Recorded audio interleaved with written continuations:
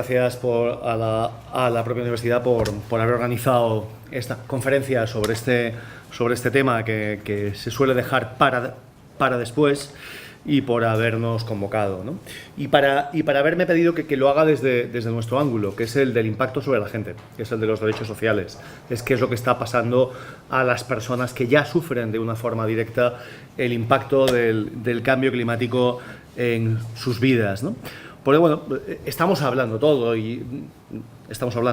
¿no? Y máxime en este día, de los impactos que ya vemos aquí, de ese efecto sobre nuestras temperaturas. Hace más calor, menudo septiembre, menudo octubre, cuando llueve, sequía, y tiene impacto sobre nuestra agricultura y algunas inquietudes hacia el futuro, hacia dónde puede ir, algunos estudios sobre desertificación, en fin. Habréis oído, seguramente algunos de mis compañeros en esta mesa podrán ahondar más.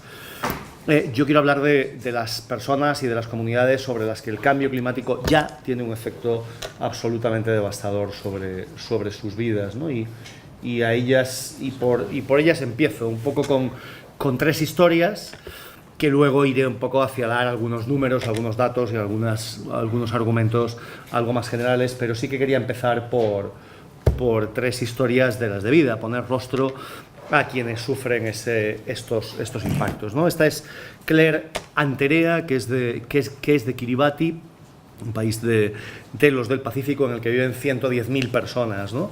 La inmensa mayoría de su territorio, digamos, incluyendo su población algo más importante, South Tarawa, está a apenas 3 metros por encima del propio nivel del mar, ¿no? Es uno de los países con un riesgo mayor y de los más vulnerables por el efecto del cambio climático, ¿no? Los mares crecientes, olas mayores y unas tormentas mucho más fuertes que inundan tierras y que contaminan agua.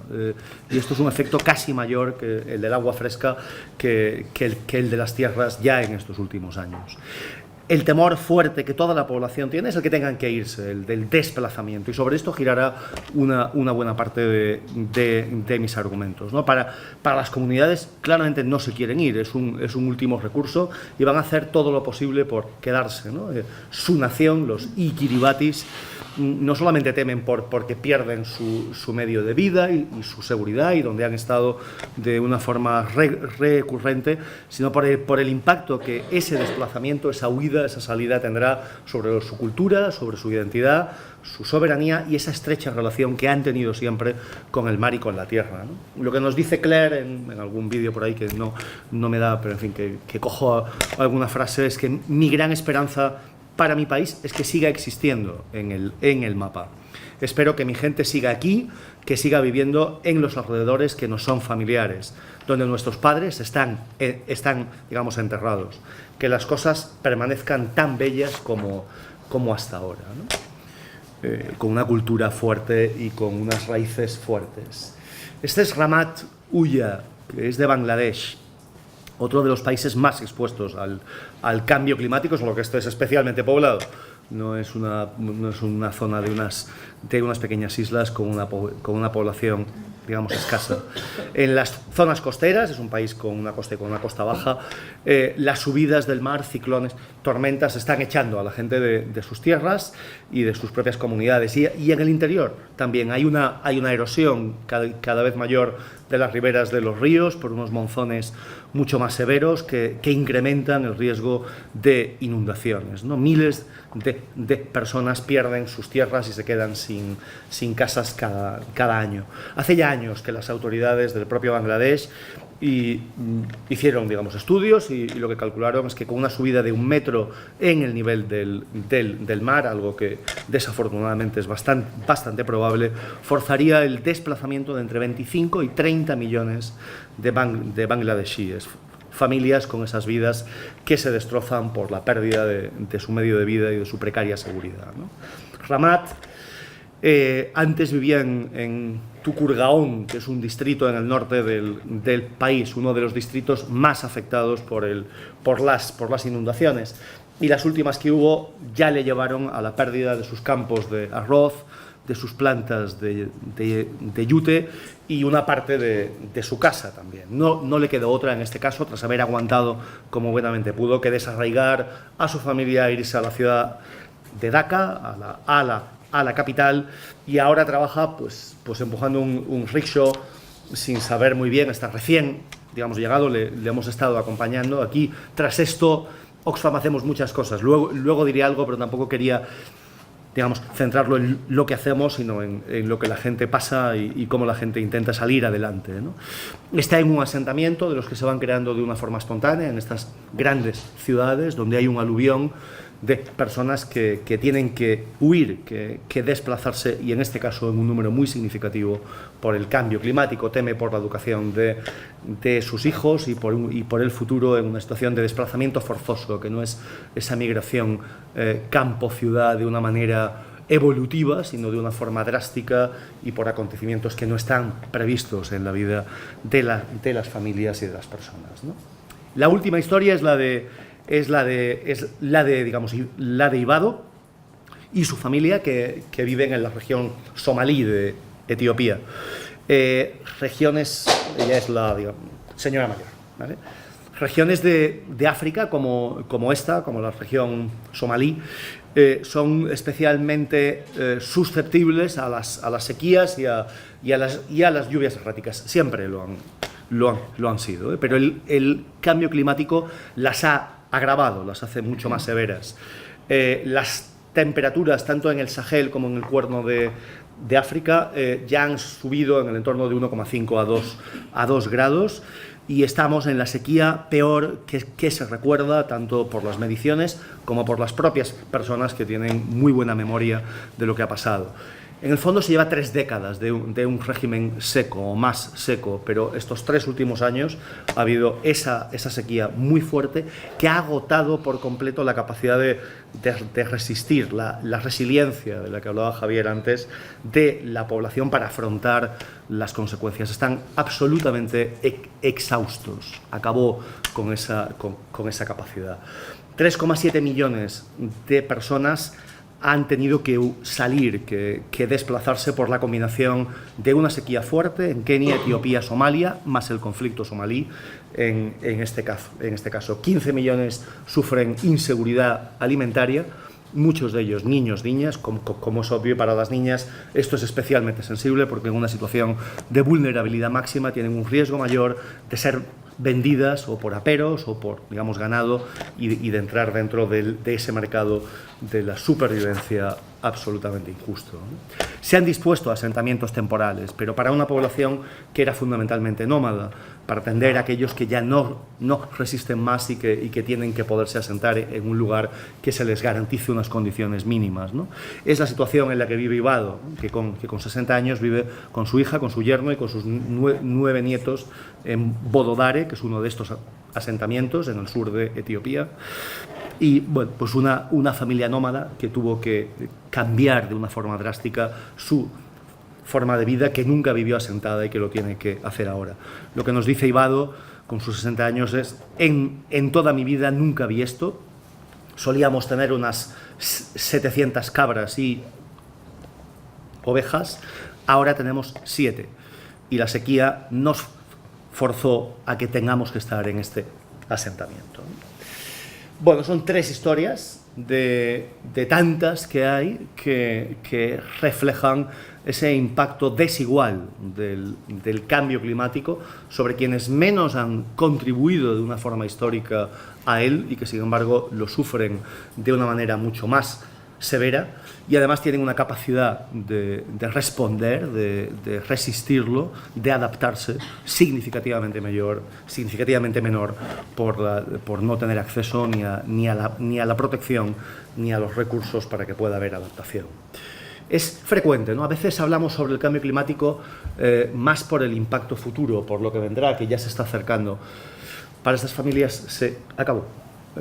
Es un impacto absolutamente devastador hoy, ¿no? sin esa capacidad para que puedan resistir. Les ha, digamos, destrozado sus propias vidas. En este gráfico veis que es un impacto, como antes decía, profundamente desigual. la media de los últimos 8 años, de 2008 a 2016, arroja que hay 14 millones de desplazados por el cambio climático en los países en desarrollo, un 0,4% de su población, frente a un único millón en los de ingreso alto, que apenas es un 0,10% de su población. Por lo tanto, es un impacto 5 veces mayor el riesgo de desplazamiento que se sufre en los países con una capacidad claramente menor. Y el número crece. En el año 2016 ya fueron 23,5 millones quienes tuvieron que desplazarse por los efectos del cambio climático, por fenómenos climáticos extremos. Esto no cuenta aquellos fenómenos que son lentos, digamos los slow onset, como las sequías o como la subida en el nivel del mar, y que es más difícil saber cuándo se está produciendo ese salto, cuando no es una sequía severa o cuando son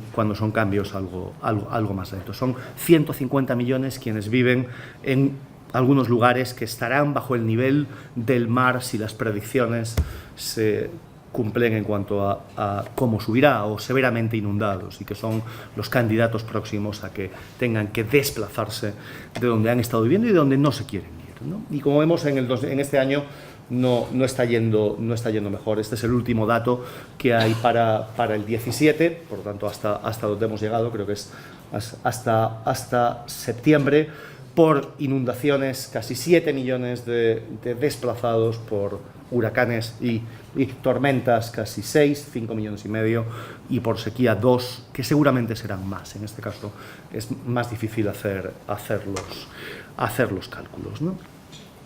Uno de los argumentos actuales es que siempre hubo, ¿no? Siempre hubo sequías, siempre hubo tormentas, siempre hubo ciclones, lo hemos oído siempre. Bueno, pues tanto esa memoria histórica de las mujeres, como es Ibado, como el análisis científico riguroso de los meteorólogos muestran que sí, que siempre hubo, pero que nunca fueron ni tan frecuentes ni tan recurrentes, aunque el número tampoco se incrementó tanto, pero que seguro que nunca fueron tan agudos, de tanta duración y con un impacto tan devastador. Y esto vale para sequías, para lluvias torrenciales, para tormentas, huracanes, y está totalmente medido, y solamente puede ser el efecto del ser humano en estas últimas décadas, ¿no? Las causas finalmente que les mueven, por tanto, es esa combinación del efecto del cambio climático con la vulnerabilidad que ya tienen, ¿no? No solamente se desplazan por el cambio climático. Claro que hay un sustrato de desigualdad, pobreza, precariedad, que hace que ese impacto se sienta de una forma mucho más drástica. Normalmente se desplazan dentro de sus propios países o a otras zonas rurales, o como hemos visto en el caso del Bangladesh, a las grandes ciudades, a las mega urbes que se van haciendo de una manera tan fuerte y tan rápida, pero a veces se emprenden esos viajes mayores y esas rutas migratorias, y finalmente son quienes nos encontramos, algunos, no necesariamente todos, pero buena parte de quienes vemos enfrentar esos desiertos en África y hacia el norte de África, y que se arriesgan al cruce del mar, poniendo en riesgo sus propias vidas, también vienen por esa causa del cambio climático que les ha forzado a que huyan. Y finalmente nos encontramos con el drama migratorio de cómo se está abordando esa situación de los refugiados y de los desplazados forzosos por el clima. ¿Qué es lo que nos hace falta y por qué es por lo que abogamos?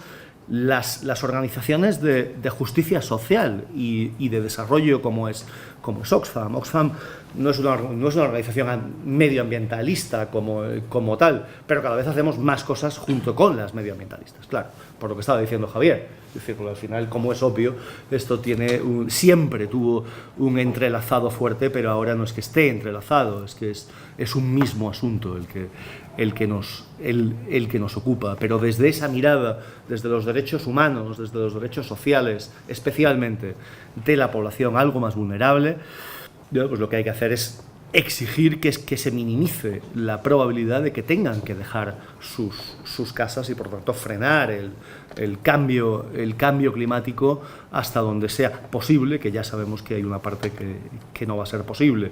Quedarnos en el 1,5 grados, aunque sabemos que la probabilidad, ya los cálculos que dicen es que hay un 1% solo de probabilidad de que nos quedemos en el 1,5 grados de calentamiento global, hacer todo lo posible porque no se pase de los 2 grados, en fin, tomar todas estas medidas que seguramente saldrán o habrán salido ya en otras ponencias, ¿no? Y hay una reunión ahora, y creo que supongo que por eso está esta misma jornada en este tiempo, pero sabéis que hay una reunión del COP, que son las reuniones anuales sobre cambio climático, donde los gobiernos se reúnen para revisar planes, para ver hasta qué punto se cumplen acuerdos y para intentar empujar a aquellos que quieren empujar cambios en una dirección positiva, ¿no? Y está siendo ahora el COP de Bonn, donde, bueno, lo que está apareciendo es más bien un COP con un peso político, al menos en cuanto a la imagen externa, no muy fuerte. Se habla de una reunión algo más técnica, pero que tiene elementos importantes. Uno es ver cómo se va a comportar Estados Unidos y cómo digerir ese efecto Trump y esos anuncios de retirada de los acuerdos París. Y se están sentando las bases para lo que pasará el año próximo, ¿no? Que es un diálogo facilitado para ver hasta qué punto los países incrementan sus compromisos de reducción de gases de efecto invernadero, emisiones para los próximos años. Con lo que se acordó en París es absolutamente insuficiente para quedarnos en los 2 grados. Estaríamos yendo al entorno de los 4 grados de calentamiento, y por lo tanto hace falta que los compromisos sean significativamente mayores por parte de todos los países, aunque cada uno parta de una situación ciertamente diferente. Ya estamos llegando tarde para muchas personas, como hemos visto, pero todavía podemos llegar para el mundo y para millones de familias que estarían viéndose afectadas de una forma directa en los próximos meses, años y en el futuro de sus hijos y de sus nietos. Pero el impacto ya se siente, y esto es nuestra obligación como organización, que estamos con las comunidades y con las personas, exigir que se apoye a quienes sufren ese impacto de una forma dramática y que no tienen la capacidad para adaptarse a él, ¿no? Y por un lado, hace falta que se garanticen los propios derechos de las personas que se ven forzadas a desplazarse por el cambio climático. Es algo que parece que en el momento en el que se desplazan ya pierden esos derechos, porque no se han quedado en sus casas. ¿Cuántas veces oímos esto sobre los migrantes, ¿no? Pues que se queden allí. Bueno, pues para muchos la causa de que no se puedan quedar allí, que es donde se quieren quedar, es el cambio climático global, en el cual tenemos una responsabilidad mucho más significativa a los países desarrollados que los países en desarrollo, y especialmente algunos de los más vulnerables con un desarrollo económico significativamente menor. Por lo tanto, es algo de justicia y de dignidad el que se hagan y el que se garanticen esos derechos. Y el próximo año también es un año importante en el que se discute en las Naciones Unidas el llamado Global Compact on Migration, o sea, un paquete global sobre migraciones, en el que estamos peleando porque esos derechos de los migrantes, de los desplazados por el cambio climático, se reconozcan de una forma específica y que se creen esquemas de migración legal, circular, con oportunidades laborales, famosas vías seguras que deben ser acompañadas por unos esquemas que no se reduzca todo al muro, a la valla, a las concertinas y a forzarles a que se vayan con las mafias por las vías más inseguras posibles, ¿no? Pero por otro lado, nos toca, digamos, apoyar a las poblaciones que ya están afectadas y que todavía están en sus tierras y en sus casas, ¿no? Y es lo que se llama los fondos para adaptación al cambio climático, pura justicia, ¿no? Para esa población que solo ha contribuido con el 10% de las emisiones de efecto invernadero y que, sin embargo, sufren sus, digamos, efectos de una forma mucho más significativa. Aquí hay dos líneas, ¿vale? Una es para aquello que ya no tiene remedio, para aquello que ya no es ni recuperable, ni resiliente, ni cabe ninguna posibilidad adaptativa. Y para esto se ha defendido lo que se llama el mecanismo de pérdidas y daños, que es cómo reparar a los países y por lo tanto a las poblaciones que ya lo han perdido todo y que no tienen ninguna capacidad para adaptación. Esto ha sido muy duro, ha sido muy difícil de que se reconozca desde los países de la OCDE, de la gran mayoría de los desarrollados, que hay una desigualdad, que hay una injusticia histórica que se ha cometido sobre estas comunidades y que hace falta pagar por ella, como es lógico y como pasaría con cualquier reparación de algo que se ha cometido un daño, que además es un daño irreversible, como es el caso. Y aquí se va a trabajar en el COP, en esta reunión de Bonn, en un programa para los 5 años próximos en pérdidas y daños, ¿no? en este campo, tras la asunción de que sí, que hay que pagar por ello, que es justo pagar por ese daño. Mucho más potente tiene que ser la respuesta financiera, y cuando digo financiera digo de conocimiento, capacidades, o sea, no solamente plata, aunque también, claro, que hacen falta fondos, y es lo que mide hasta qué punto existe compromiso con la adaptación al cambio climático de aquellas comunidades que todavía tienen una capacidad para aguantar, para cambiar, para adaptarse, para fortalecer su resiliencia, en ese concepto que nos decía antes Javier. Y en eso estamos trabajando desde Oxfam y desde muchas organizaciones de una forma estrecha, ¿no?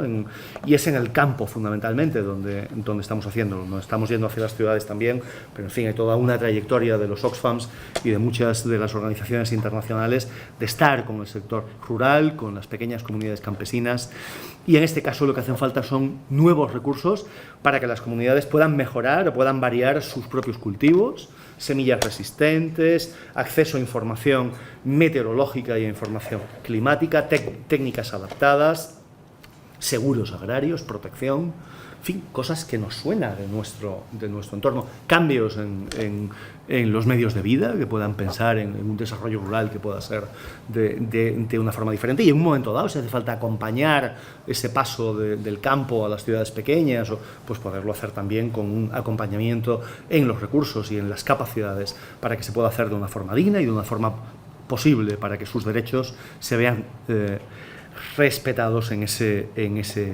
cambio. En fin, lo que permite que los agricultores y que las comunidades agrícolas se puedan adaptar, ¿no? Para esto hay un compromiso que se firmó hace unos años y que se repitió en el Acuerdo de París, de 100.000 millones de euros al año, tanto para adaptación, ¿vale?, que es esto de lo que estaba hablando, como para mitigación, que es la lucha expresa contra el cambio climático, y por lo tanto hacer todo el camino de las energías alternativas, energías verdes, para que el modelo económico, en fin, toda la línea de la que hablaba Javier, ¿vale?, por ser un poco simple. Ahí están tanto la parte de la mitigación como la parte de adaptación. Los países donantes indicaron que en 2014 habían llegado a 57.000 millones. Nuestros cálculos es que es falso, es que hay una contabilidad creativa, donde se junta todo, donde se cuenta doble lo que ya era ayuda al desarrollo que puedo meter en el fondo de, digamos, adaptación, lo que puedo justificar. Hay créditos a las empresas propias, en fin, nuestros números apuntan a una horquilla entre 11.000 y 21.000 millones de euros al año reales, con apenas entre 4 y 8.000 millones que se destinen a adaptación, a lo que veíamos antes de dar apoyo a quien ya lo sufre. Pero además de estos, está yendo el único mecanismo que se ha creado, que es el Fondo Verde de respuesta multilateral, con una aspiración, con un volumen fuerte, está yendo extremadamente lento en cuanto a los requisitos y a las capacidades. Justo, en 5 minutos acabo. Nuestros cálculos apuntan a muchísimo más. Como es obvio, además, no hay que ser especialmente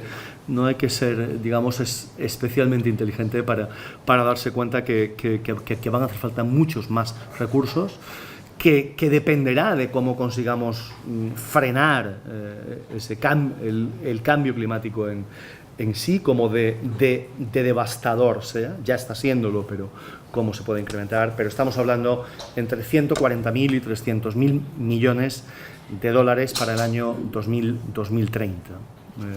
Es una horquilla amplia que de lo que depende es de cómo de devastador sea en función de los diferentes niveles, ¿no? Los países están haciendo, los propios países en desarrollo están haciendo mucho, ¿eh? No es que estén solamente esperando y, digamos, algunos lo hacen más, otros menos, algunos con sus fragilidades, conflictos, pero hay algún ejemplo, como por ejemplo Tanzania, ¿no? que ya está destinando el triple a adaptación y a mitigación del cambio climático de lo que recibe de una forma internacional.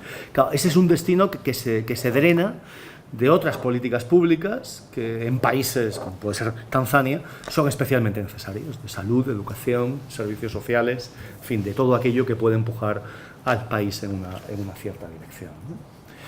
Acabo, esta es una figura que usamos mucho nosotros en nuestros estudios, que es el DONT, ¿no? Es el espacio, lo que llamamos el espacio seguro y justo para la humanidad, que no quiere decir estamos todos en el mismo sitio, exactamente iguales, sino que hay un espacio en el cual debemos estar todas y todos, ¿no?